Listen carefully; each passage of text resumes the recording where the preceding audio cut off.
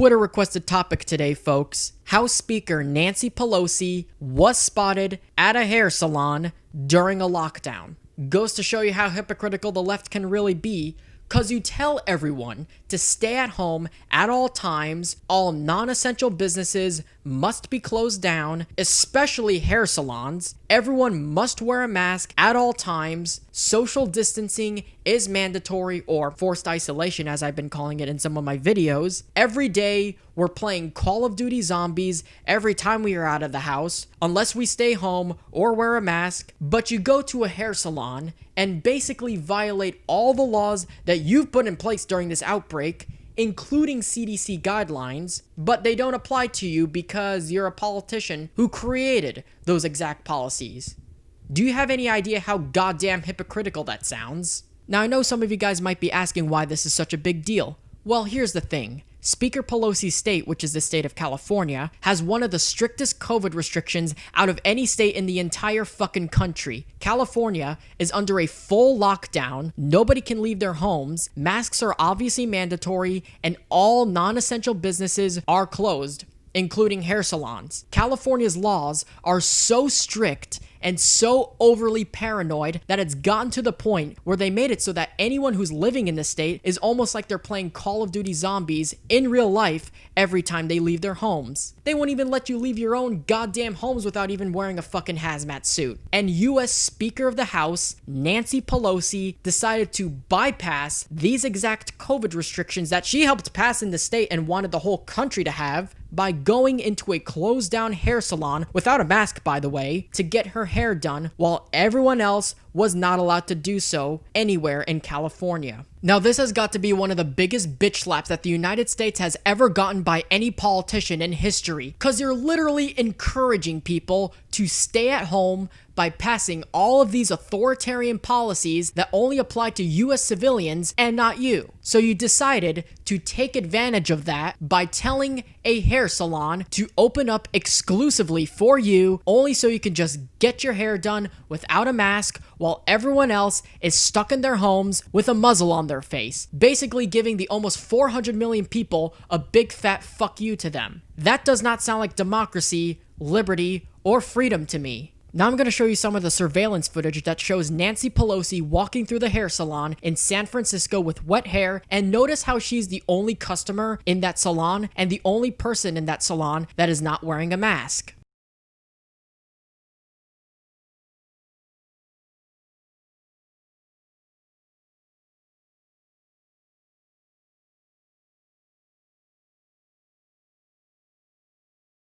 Yes, that was Nancy Pelosi getting her hair done at a closed down hair salon in San Francisco. Now keep this in mind, salons in California have been closed due to coronavirus since March, and some businesses are required to operate outdoors only, and hair salons are not supposed to operate outside in California because, of course, with all the chemicals and the hair products, and California is very strict when it comes to their environmental policies. So this is essentially like a double whammy that California hair salons is getting from all of this. In fact, the owner of that salon got really pissed off at the fact that she had to be closed for 6 months and that Pelosi was her only customer throughout this time. So she actually took some of the surveillance footage showing Pelosi in the hair salon, which is the footage that I just showed you, and she sent it over to Fox News and responded by saying, quote, "I am sharing this because of what everyone in my industry and my city is going through right now." Both articles are in the link in the description below in case you want to check them out yourself. Both the links are archived, of course. So Pelosi responded to all the backlash she faced about the whole hair salon debacle. She had a little bit of a press conference somewhere in San Francisco, and she responded to the situation by referring to the whole situation as a setup and saying that the hair salon owes her an apology for setting her up.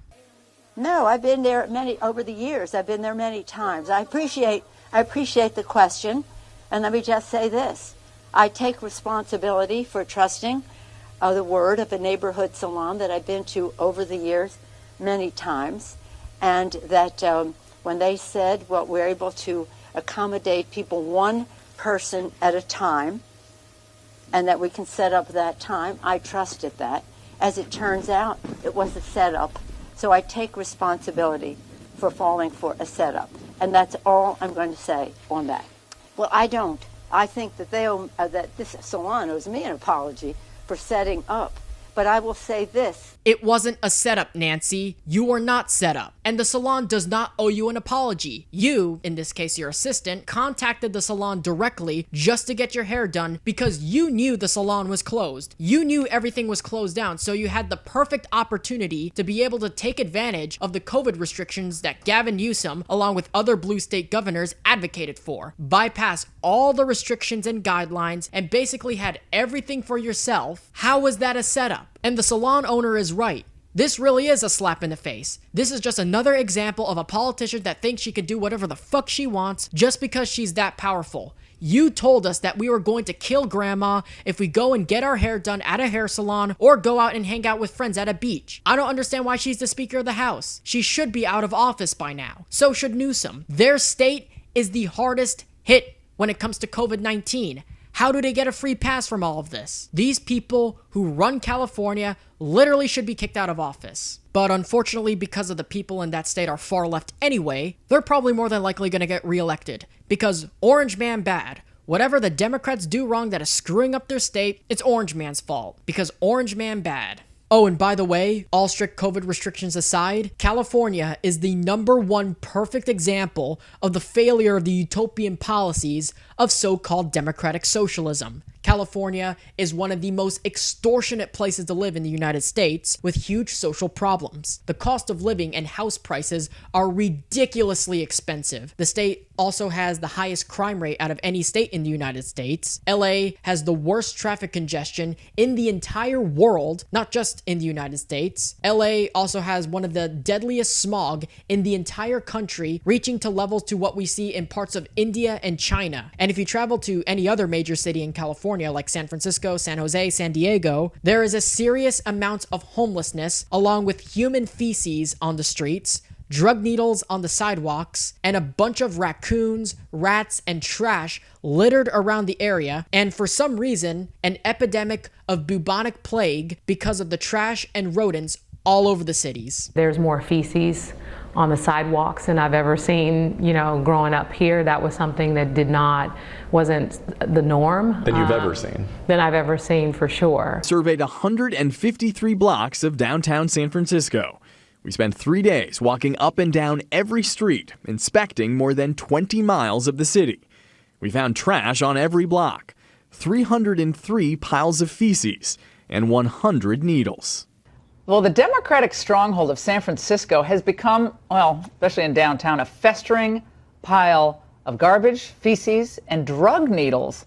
According to a survey by a local news station, Bay Area's NBC's investigation of 153 city blocks, including popular tourist spots, found trash on every block, 300 piles of feces on 96 blocks, lovely, 100 discarded hypodermic needles on 41 blocks, that's all. So this is a sanctuary city, is it? Nasty attack inside a West Side McDonald's. Business owners Rick and Susie and the workers down here say they see this all the time. They weren't at all surprised to hear about this violent attack on the security guard. They say every single day is a struggle, and they watch the homeless people every day commit crimes and violence. It's a standoff, and it's about to get very scary. A shirtless maniac armed with rocks is taunting motorists. Not windows, but they are shatterproof. The rocks just bounce off. The terrified driver leaps out and flees. That's when it gets really scary. The shirtless dude jumps on board. It looks like he's trying to hijack the bus. Some of the passengers run out the back. A medieval disease that's caused by trash. Piles of trash like those on Saris Avenue. I thought I was going to die. Standing outside of City Hall, I want you to take a look at this. It says number 98 upside down. That's a rat trap. And they're all over City Hall. Our citizens are going to start contracting diseases that are dangerous. 1.5% of the rats in Los Angeles are now believed to be carrying the plague. If that figure hits 2%, it will start jumping to humans. We cleaned up the plague even before antibiotics because of public health. Here we are back in Middle Ages type situation. Have complete breakdown of the basic needs of civilization in Los Angeles right now. This is unbelievable. I can't believe I live in a city where this is not third world, Laura. This is medieval. Third world countries are insulted if they are accused of being like this. No city on earth tolerates this. The entire population is at risk. Here's a headline from a USA Today article from 2018 that reads, California ranks last in quality of life in new report. Link to the article is in the description below, archived of course. So, Madam Speaker, Senator Harris, and Governor Newsom, before you go criticizing and attacking President Trump and other politicians in other U.S. states, how about you step out from the affluent mansions you all live in California,